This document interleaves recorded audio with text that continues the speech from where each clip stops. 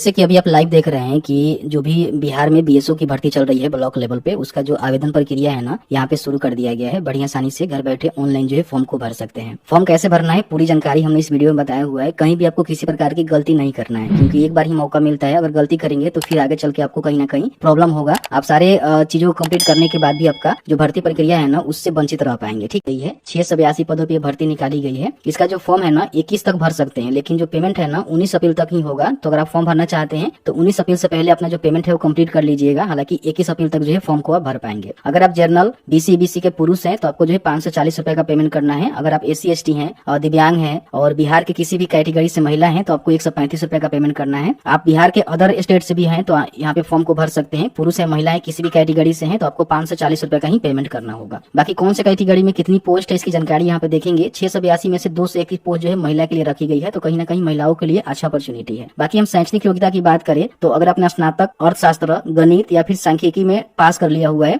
तो आप यहाँ पे फॉर्म को भर सकते हैं। ये सब्जेक्ट जो आपका ऑनर्स में भी हो सकता है या फिर जो आपका पूरक विषय होता है, सब्सिडियरी होता है, उसमें भी है तो फॉर्म को भर सकते हैं। उम्र सीमा की हम बात करें तो 1/8/2024 तक आपका जो उम्र है ना कम से कम 21 वर्ष होनी चाहिए। और अपर एज की हम बात करें तो 28 वर्ष के पुरुष हैं तो 37 वर्ष, BC पुरुष महिला या फिर आरक्षित वर्ग के महिला के लिए 40 वर्ष, SC ST पुरुष महिला के लिए 42 वर्ष और कोई दिव्यांग अभ्यर्थी है तो उनको जो है 10 वर्ष का अपर एज में छूट भी मिल जाएगा। बाकी इसमें आपका सबसे पहले लिखित परीक्षा होगा, फिर DB होगा, मेडिकल टेस्ट होगा, उसके बाद अंतिम जो है मेरिट लिस्ट बनाकर आपको जॉब दे दी जाएगी। नीचे आने के बाद यहाँ पे जो है अप्लाई ऑनलाइन का बटन मिलेगा, जहाँ से क्लिक करके सीधे अप्लाई कर सकते हैं। और यहाँ से इनका जो भी नोटिफिकेशन है ना उसको डाउनलोड करके चेकआउट कर सकते हैं। तो नोटिफिकेशन फॉर्म भरने से पहले एक बार चेक करना बहुत ज्यादा जरूरी है। अप्लाई ऑनलाइन के बटन पर क्लिक करेंगे तो ये वाला जो है पोर्टल पे आ जाएंगे, जो की onlinebssc.com का जो ऑफिशियल वेबसाइट है, यही से जो है फॉर्म आपको भरना है। फॉर्म रजिस्ट्रेशन का जिस पर आपको क्लिक करना है। जैसे आप यहाँ पर क्लिक करते हैं ना तो सबसे पहला चीज पूछा गया कि कैंडिडेट का नाम बताए। अब जो भी आपका नाम हो ना तो मैट्रिक के जो सर्टिफिकेट या मार्कशीट है उसके अकॉर्डिंग जो भी आपका नाम हो उसी अनुसार आपको लिखना है। जैसे मान लीजिए किसी का नाम राम है तो राम कुमार आप यहाँ पर नाम लिखेंगे, जैसे आपकी मैट्रिक के सर्टिफिकेट या मार्कशीट पे हो। आपका जेंडर जो भी है, लड़का है तो मेल, लड़की है तो फीमेल के सामने टिक करना है।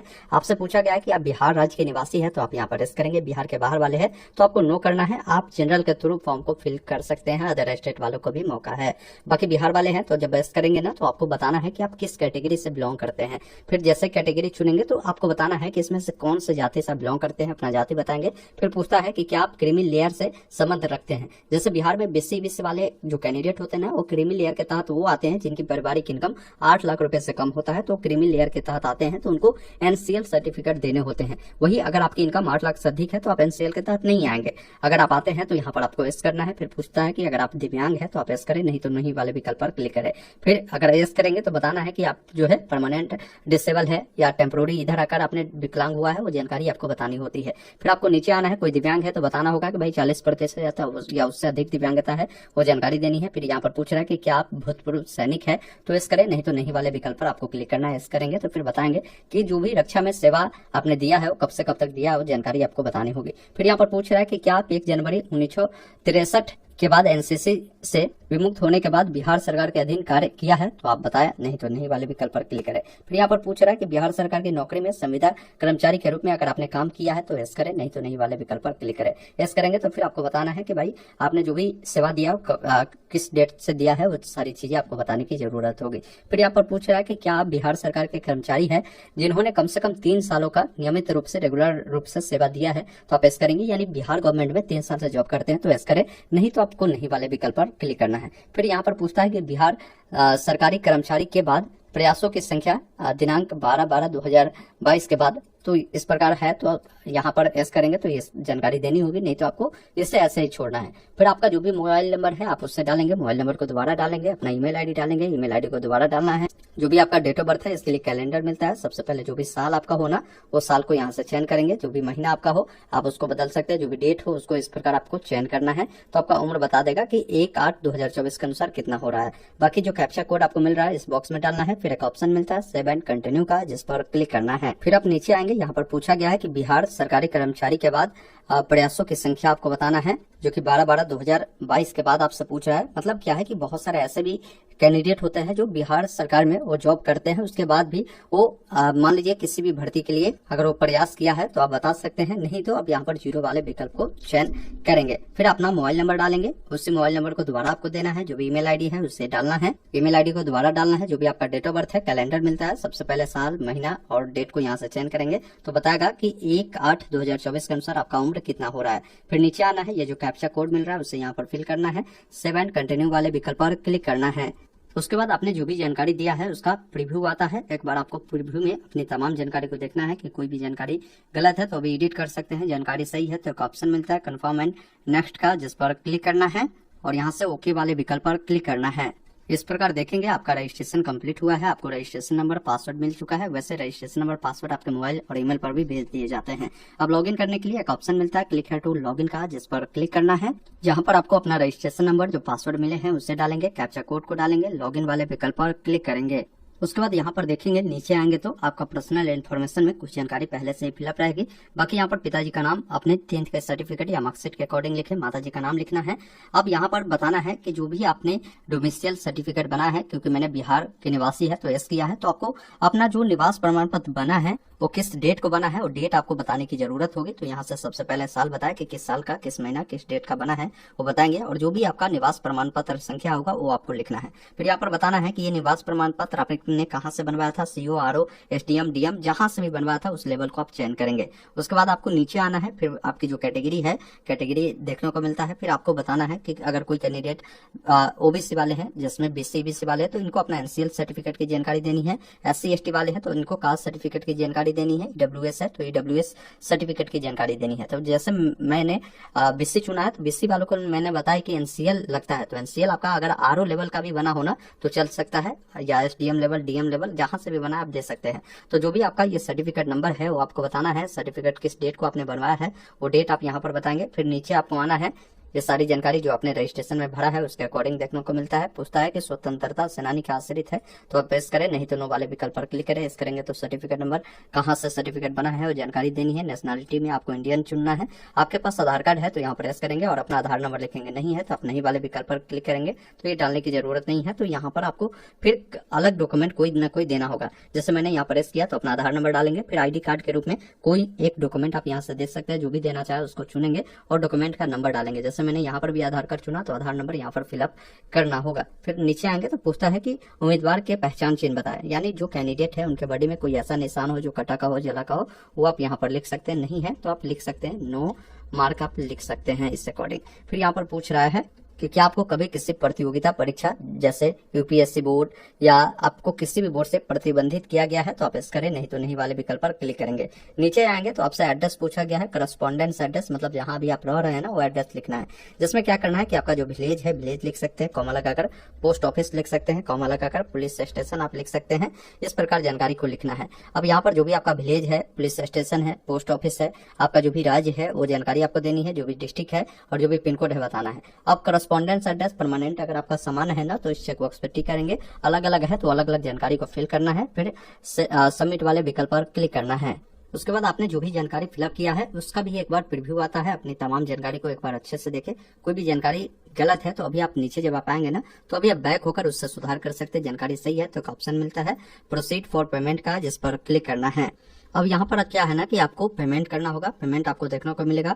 पेमेंट करने के लिए 2 ऑप्शन है, एक SBI और दूसरा ICICI।